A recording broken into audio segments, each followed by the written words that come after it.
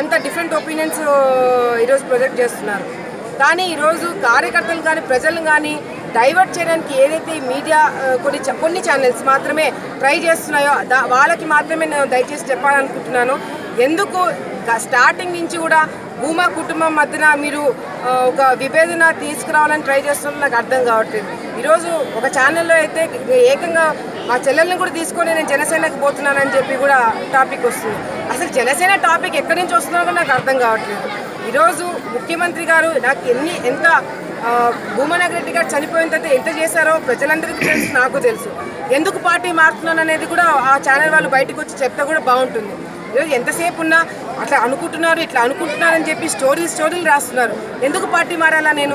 ఈరోజు ముఖ్యమంత్రి గారు నాకు ఇంత పదవి ఇచ్చి ఇంత మర్యాద ఇచ్చి పార్టీలో మా భూమా నాగిరెడ్డి గారు చనిపోయిన తర్వాత ఏదైతే నా తండ్రి ఇచ్చిన హామీలను నెరవేరుస్తున్నారో ఇవన్నీ చేస్తున్నందుకు నేను పార్టీ మారాలా?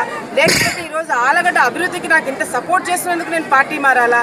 ఈరోజు తండ్రి చనిపోయిన తర్వాత నా కుటుంబంని ఆదుకున్నందుకు నేను పార్టీ మారాలా? ఇన్ని కార్యక్రమాలు చేస్తుంటే నేను ఎందుకు పార్టీ మారే టాపిక్ అసలు ఎందుకు వస్తుందో నాకు అర్థం కావట్లేదు.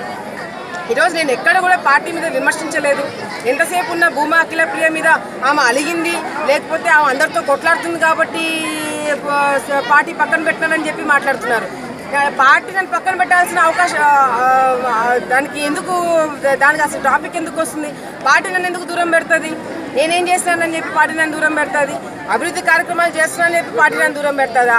ప్రజల్లోకి వెళ్తున్నానని పార్టీ నన్ను దూరం పెడుతుందా? లేదా నా గ్రూప్ నన్ను నమ్ముతుందని చెప్పి నన్ను పార్టీ నన్ను దూరం పెడుతుందా?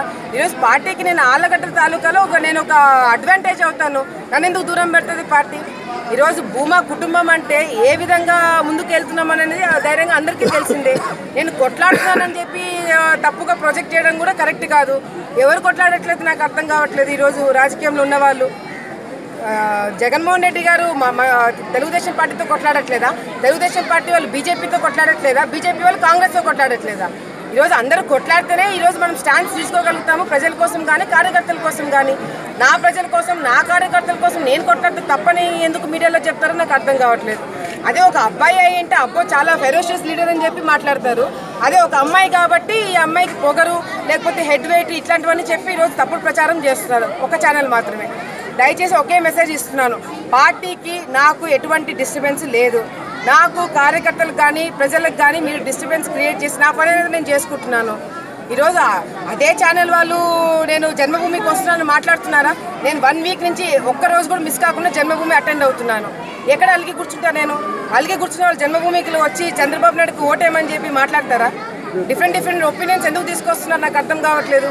ముఖ్యమంత్రి గారు నాకు ఈ స్థానం ఇచ్చి ఈరోజు ఇంత మర్యాద ఇచ్చినందుకు నేను ఈరోజు పార్టీకి ఏదో ఒకటి చేయాలా, నేను కష్టపడాలా, పార్టీకి తప్పుడు రిపోర్ట్స్ వెళ్తున్నానని నేను ప్రూవ్ చేయాలా, అది నా ఫైట్.